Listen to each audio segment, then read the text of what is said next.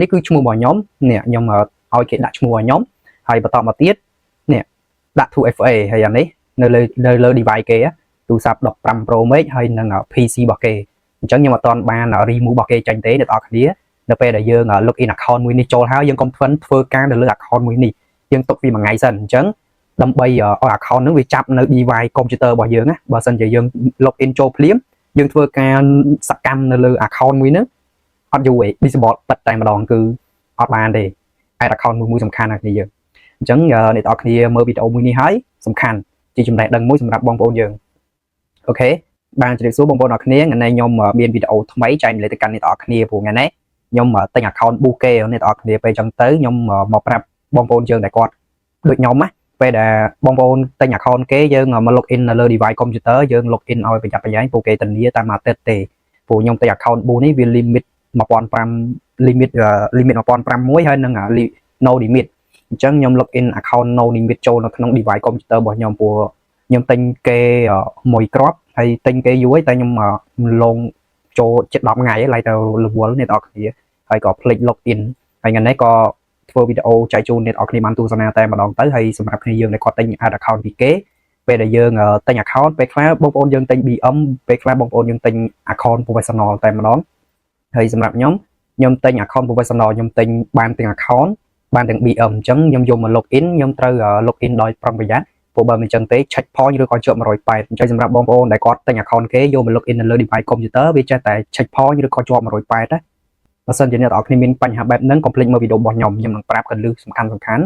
ទាំងប្រមាណដែលខ្ញុំមានខ្ញុំនឹងចែកម្លែកទៅកាន់អ្នកនរគ្នាហើយជាដំបូងខ្ញុំមាន password នេះខ្ញុំមាន Gmail password account Facebook ដែលខ្ញុំទៅបន្ទិញពីគេអ្នកនរគ្នានេះទី1ខ្ញុំមាន Gmail ទី2ខ្ញុំមាន password ទី3ខ្ញុំមាន 2FA អញ្ចឹង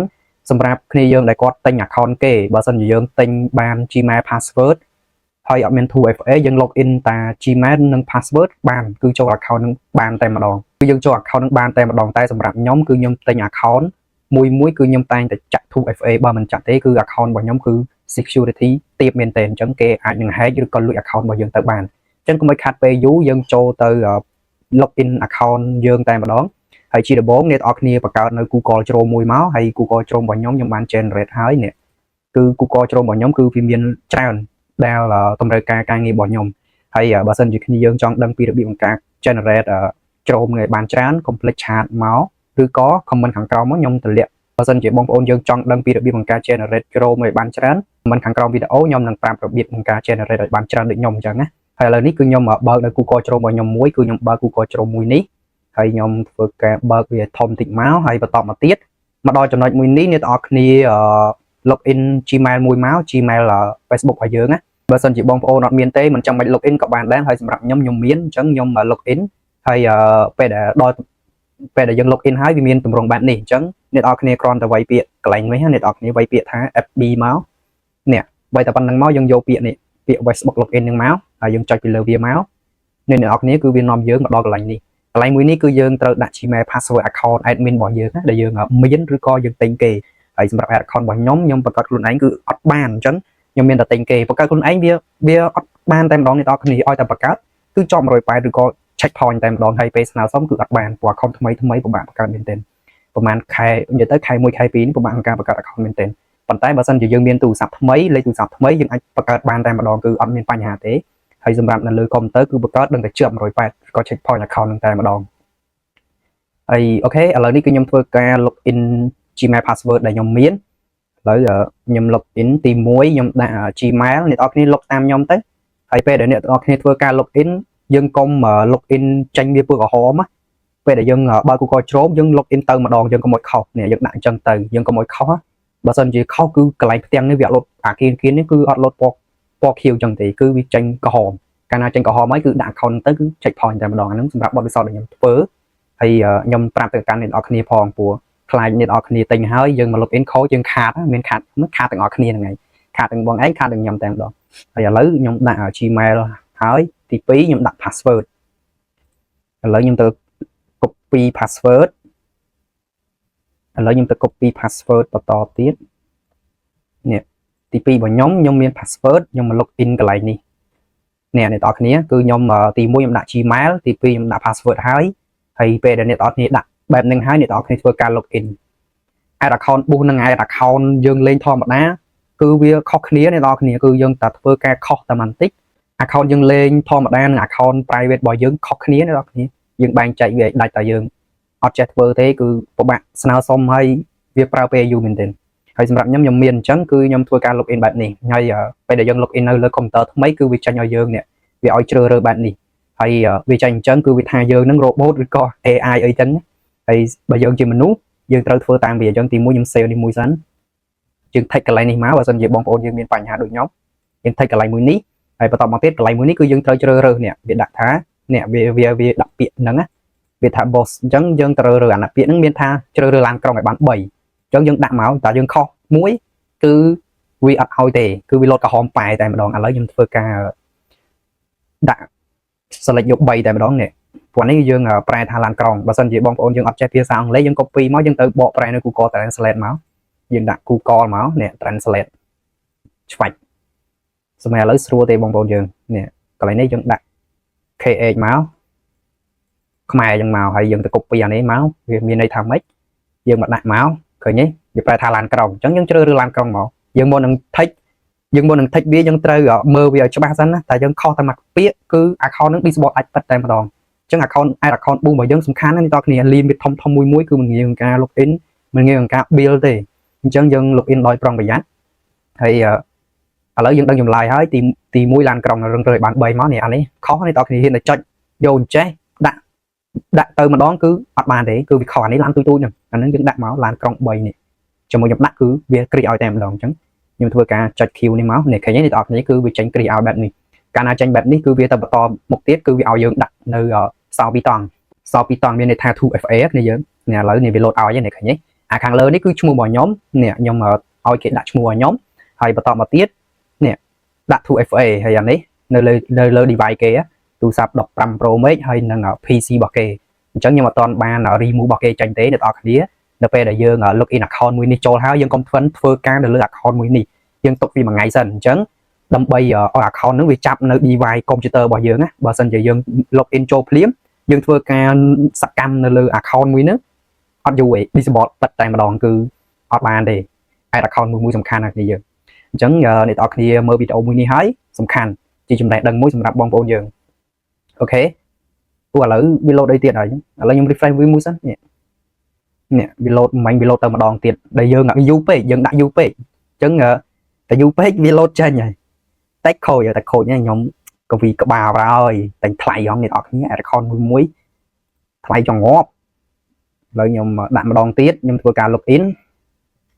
ឥឡូវខ្ញុំទៅតែម្ដងទេព្រោះតតុកយូរវា load ណាគ្នាយើងអញ្ចឹងខ្ញុំធ្វើការយកតែម្ដងទៅ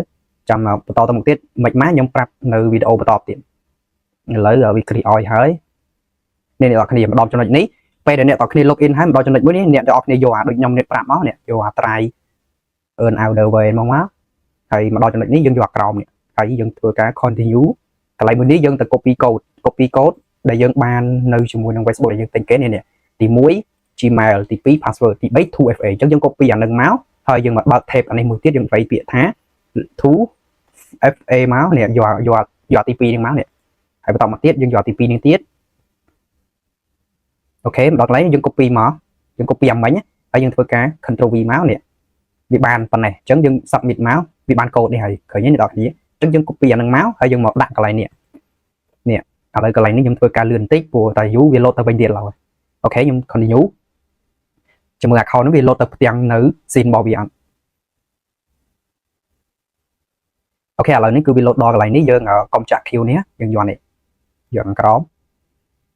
វានឹងនាំយើងមកដល់ផ្ទាំង Facebook របស់យើងណានេះនៅលើ computer នេះគ្នាយើងអញ្ចឹងយើងធ្វើការ OK មួយមកហើយយើងធ្វើការ refresh នេះអ្នកនរគ្នាហើយយើងធ្វើការ refresh មួយមកអូខេនេះតែប៉ុណ្្នឹងទៅបានហើយពេលដែលយើង login ណាយើង login តែប៉ុណ្្នឹងបានហើយអញ្ចឹងមានបងប្អូនយើងជាច្រើនដែលគាត់ទិញ account ពីគេ login វាចេះតែខូចហើយអ្នកលក់ account វាចេះតែរកដំណោះស្រាយធ្វើមិនទៀតអញ្ចឹងណាហើយវីដេអូមួយនេះខ្ញុំអត់ធ្វើវែងទេខ្ញុំធ្វើមួយវគ្គឲ្យគ្នាយើងបានទស្សនាហើយយើងយល់ហើយសម្រាប់ account របស់ខ្ញុំមួយនេះខ្ញុំទិញគេហើយខ្ញុំធ្វើការបដូរឈ្មោះហើយ account មួយនេះគឺ no limit អញ្ចឹងខ្ញុំអត់តាន់ធ្វើការនៅលើ account មួយនេះទេខ្ញុំគ្រាន់តែទិញពីគេខ្ញុំមកຕົកសកូ ព្រោះអាជីវកម្មរបស់យើងត្រូវបន្តទៅមុខទៀតបើមិនយើងអត់មានអីស្គាល់ទេខូចមួយវាតែខូចរបស់មួយយើងមាន2អញ្ចឹងវាខូចមួយវានៅមួយអញ្ចឹងណាហើយសម្រាប់ account មួយនេះគឺជា account no limit របស់ខ្ញុំ account សំខាន់ហើយសម្រាប់គ្នាយើងពេលដែលតែឲ្យ account ពីគេ login បានដូចខ្ញុំណា login ចូលដូចខ្ញុំអញ្ចឹងហើយគ្នាយើងកុំទឿនធ្វើសកម្មភាពនៅលើ account មួយនេះយើងຕົកវាមួយថ្ងៃសិនហើយឥឡូវនេះខ្ញុំ login ថ្ងៃទី22ម៉ោង11យប់អញ្ចឹងពេលស្អែកខ្ញុំនឹងធ្វើការនៅលើ account មួយនេះខ្ញុំនឹងសកម្មភាព active វានៅលើ account មួយនេះបើសិនជាយើង login ភ្លាមយើងធ្វើការសកម្មភាព active នៅលើ account នឹងភ្លាម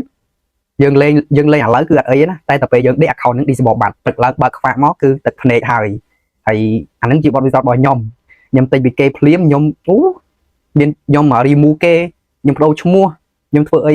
នៅលើ account មួយនឹងហ្មងណាយើងសកម្មពេកដល់ពេលសកម្មពេកវាទៅជាដាច់ account នឹងបាត់ហើយឥឡូវនេះខ្ញុំមានបទពិសោធន៍អញ្ចឹងខ្ញុំ login ប៉ុណ្ណេះហើយខ្ញុំទុកប៉ុណ្ណេះសិនអញ្ចឹងសម្រាប់គ្នាយើងដែលមាន account យើង login បានហើយយើងពេលដែលយើងទិញគេយើង login បានហើយយើងទុកវាប៉ុណ្ណេះសិនយើងកុំទឿនធ្វើសកម្មភាពនៅលើ account មួយនេះណាអញ្ចឹង account មួយខ្ញុំទុកប៉ុណ្ណេះសិនហើយស្អែក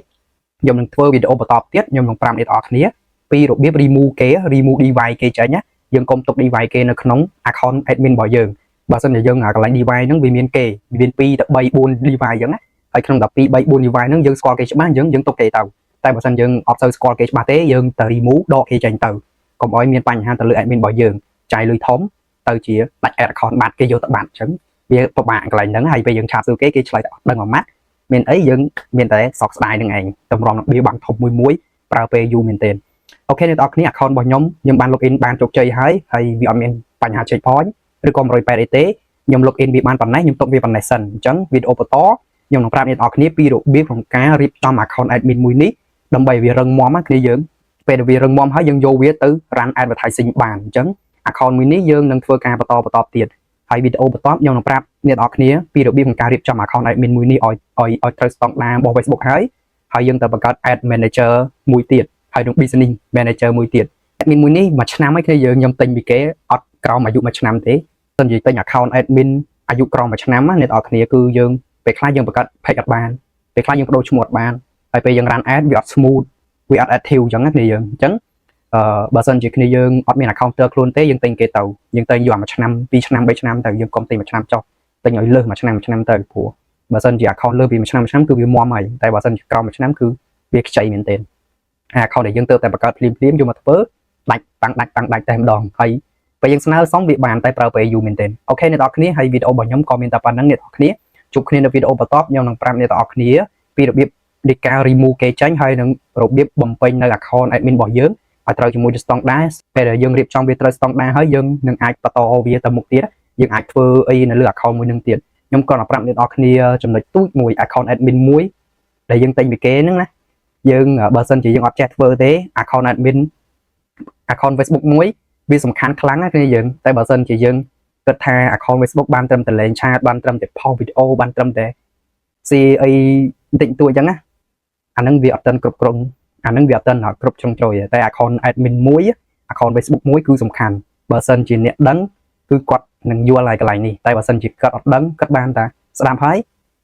តែប៉ុណ្ណឹងស្ដាប់ហើយគឺហើយហ្នឹងហើយតែបើគាត់ចេះខាង ad run ហ្នឹង